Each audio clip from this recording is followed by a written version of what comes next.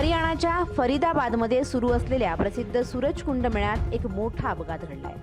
मेळ्यातील एक मोठा त्सुनामी नामक झुला अचानकपणे कोसळल्याने मोठा अपघात होऊन यात अनेक लोक जखमी झाले। दरम्यान या अपघातात झुल्याखाली अडकलेल्यांना वाचवण्यासाठी पोहोचलेल्या एका पोलीस निरीक्षकासह 10हून अधिक लोक जखमी झाले होते।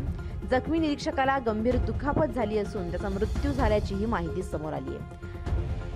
पलवल येथे तैनात असलेले पोलीस निरीक्षक जगदीश प्रसाद यांचा बचाव कार्यादरम्यान मृत्यू झालाय।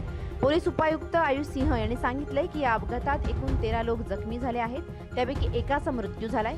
संध्याकाळी 6:15च्या सुमारास हा झुला कोसळला असून अचानक घडलेल्या या घटनेने परिसरात एकच खळबळ उडाली आहे। दरम्यान जिल्हा उपायुक्त, पर्यटन विभागाचे व्यवस्थापकीय संचालक आणि वरिष्ठ पोलीस अधिकारी घटनास्थळी पोहोचलेत। अपघातानंतर या परिसरामध्ये नाकाबंदी करण्यात आली।